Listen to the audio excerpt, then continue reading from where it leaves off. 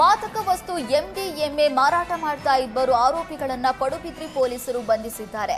ಬಡ ಗ್ರಾಮದ ಬಳಿ ಇಬ್ಬರು ಯುವಕರು ಮಾದಕ ವಸ್ತು ಎಂಡಿಎಂಎಯನ್ನ ಮಾರಾಟ ಮಾಡಲಾಗ್ತಾ ಇತ್ತು.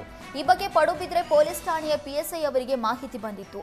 ಸಿಬ್ಬಂದಿಗಳೊಂದಿಗೆ ಈ ಸ್ಥಳಕ್ಕೆ ಹೋಗಿ ನೋಡಿದಾಗ ಇಬ್ಬರು ಯುವಕರು ಒಂದು ಮೋಟಾರ್ ಸೈಕಲ್ನೊಂದಿಗೆ ನಿಂತುಕೊಂಡಿದ್ರು. ಫರ್ಹಾನ್ ಮತ್ತು ಮೊಹಮ್ಮದ್ ಹಾಶಿಂ ಪ್ಯಾಂಟ್ನಲ್ಲಿ 9.30 ಗ್ರಾಂ ತೂಕದ ಎಂಡಿಎಂಎ ಮಾದಕ ವಸ್ತು ಪತ್ತೆಯಾಗಿದೆ.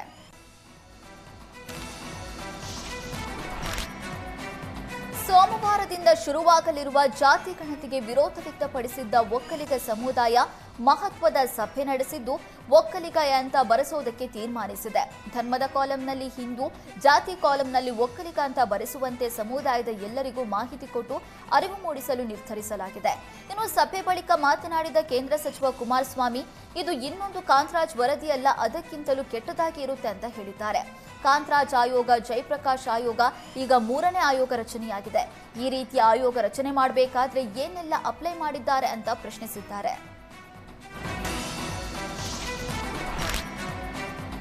ಜಾತಿ ಗಣತಿ ಸಮೀಕ್ಷೆ ತೀರ್ಮಾನವನ್ನ ತುಂಬು ಹೃದಯದಿಂದ ಸ್ವಾಗತ ಮಾಡಿದ್ದೇವೆ ಅಂತ ನಿರ್ಮಲಾನಂದ ಸ್ವಾಮೀಜಿ ಹೇಳಿದ್ದಾರೆ. 15 ದಿನಗಳ ಕಾಲ ಸಮೀಕ್ಷೆ ಮಾಡಲಾಗ್ತಿದೆ. ಇದರಲ್ಲಿ 9 ದಿನ ನವರಾತ್ರಿ ಆಚರಣೆಯಲ್ಲಿ ಇರ್ತಾರೆ.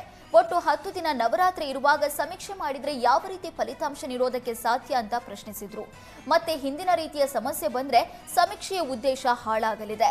45 ದಿನಗಳ ಕಾಲ ಮಾಡಿ ಬಳಿಕ 15 ದಿನಗಳ ಅವಕಾಶ ಕೊಡಬೇಕು ಅಂತ ಒತ್ತಾಯಿಸಿದ್ದಾರೆ.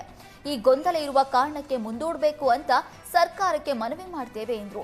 ಇನ್ನು ಜಾತಿ ಕಾಲಂನಲ್ಲಿ ಒಕ್ಕಲಿಗ ಅಂತ ಬರೆಸಬೇಕು ಅಂತ ತೀರ್ಮಾನ ಮಾಡಿದ್ದೇವೆ. ಕೋಡ್ 1541 ಅಂತ ಬರೆಸಬೇಕು ಅಂತ ಹೇಳಿದ್ದೇವೆ.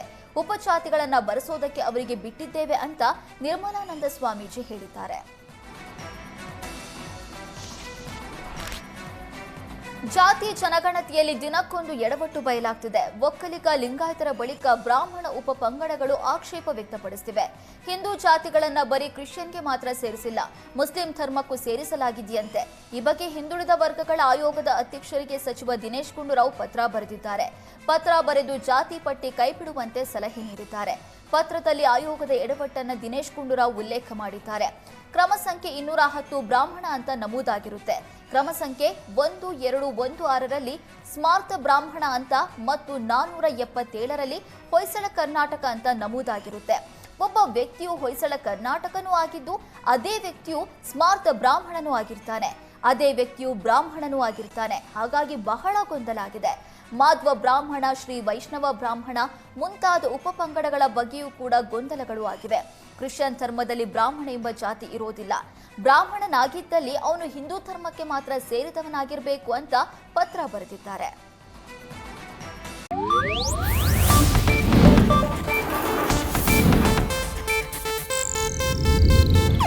ಇದು ಏಷ್ಯಾನೆಟ್ ನ್ಯೂಸ್ ನೆಟ್ವರ್ಕ್ ಪ್ರಸ್ತುತಿ.